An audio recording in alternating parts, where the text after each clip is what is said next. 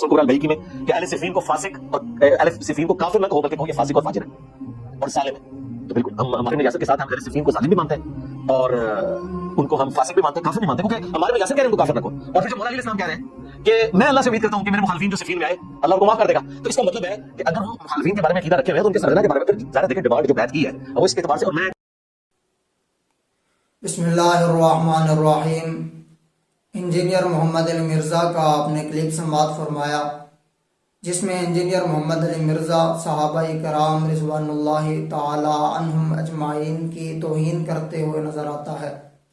بالخصوص حضرت امیر معاویہ رضی اللہ تعالی عنہ کے بارے میں انجینئر محمد علی مرزا کہتا ہے کہ نعوذ باللہ وہ فاسق تھے.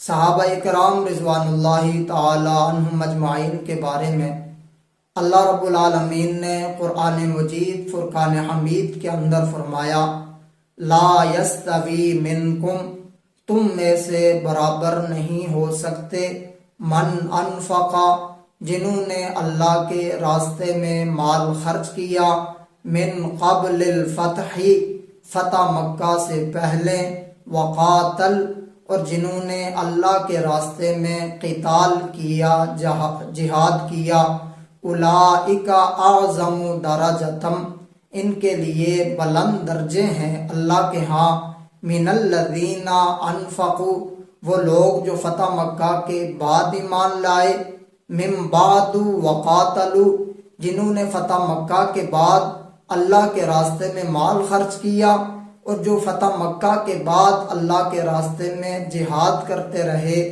قرآن کہتا ہے وَكُلًّا وَعَدَ اللَّهُ الْحُسْنَى میں نے ہر ایک کے ساتھ حسنہ کا وعدہ کر لیا میں نے ہر ایک کے ساتھ جنت کا وعدہ کر لیا.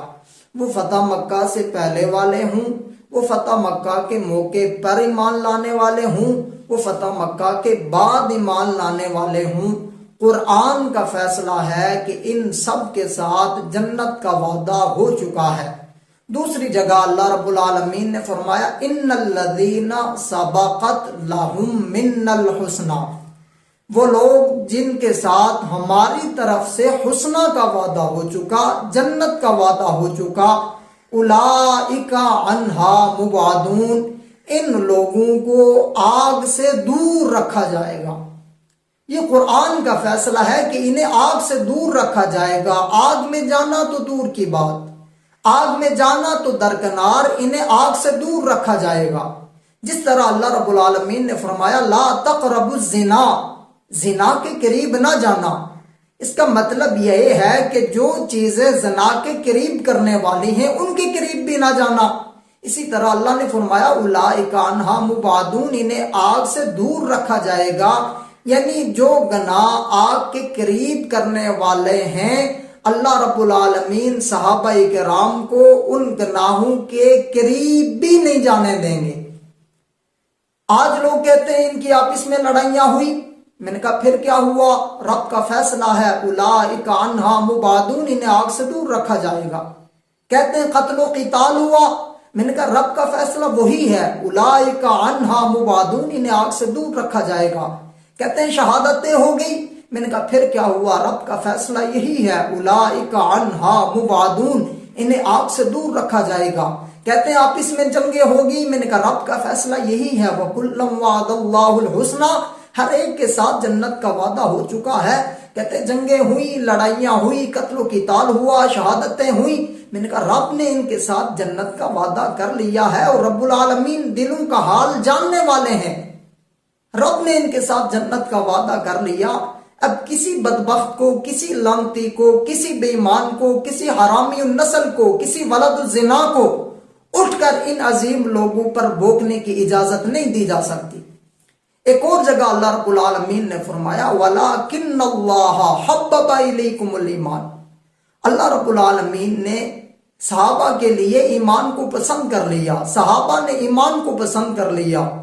وَزَيَّنَهُ فِي قُلُوبِكُمْ ان کے دل میں ایمان کو اللہ نے مزین کر دیا. وَكَرَّهَ إِلَيْكُمُ الْكُفْرَ وَالْفُسُوقَ وَالْعِصْيَانَ اللہ رب العالمین نے ان کے دل میں کفر کی نفرت ڈال دی، ان کے دل میں گناہ کی نفرت ڈال دی، ان کے دل میں فسق کی نفرت ڈال دی۔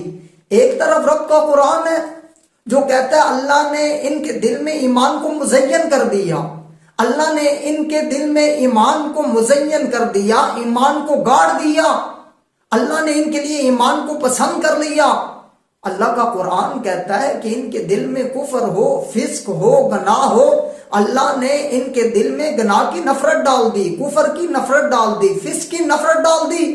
دوسری طرف آج کوئی پلمبر، کوئی مرزا، کوئی بدبخت اٹھ کر کہے کہ یہ فاسق تھے، یہ کافر تھے، نعوذ باللہ۔ محترم ناظرین، سوچنے کی بات یہ ہے، ایک طرف رب کا قرآن ہے، دوسری طرف جہنم کا پلمبر ہے۔ ہمیں رب کے قرآن کی ماننی چاہیے یا جہنم کے پلمبر کی ماننی چاہیے؟ ہمارا ایمان ہے، ہمارا یقین ہے، قرآن کا ایک ایک حرف جس طرح لوح محفوظ میں تھا ویسے ہی آج ہمارے پاس موجود ہے۔ قرآن غلط نہیں ہو سکتا، قرآن کے ایک لفظ کا انکار وہ دائرہ اسلام سے خارج ہو جاتا ہے۔ صحابہ کرام کے ایمان کا تذکرہ تو رب العالمین نے کیا، صحابہ کرام کا ایمان کا تذکرہ تو قرآن میں ہوا۔ قرآن کہتا ہے کہ ان کے دلوں میں ایمان کو مزین کر دیا، قرآن کہتا ہے کہ ان کے ساتھ جنت کا وعدہ رب العالمین نے کر لیا ہے، قرآن کہتا ہے انہیں آگ سے دور رکھا جائے گا۔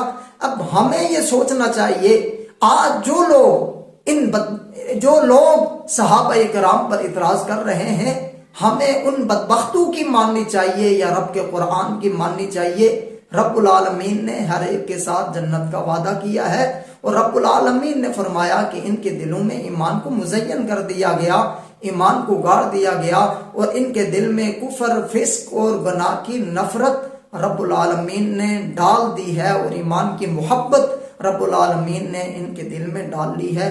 اللہ رب العالمین سے دعا ہے کہ اللہ رب العالمین ہمیں دین کو سمجھ کر اس پہ عمل کرنے کی توفیق عطا فرمائے، اور صحابہ کرام رضوان اللہ تعالی عنہم اجمعین کی سچی محبت عطا فرمائے۔ السلام علیکم۔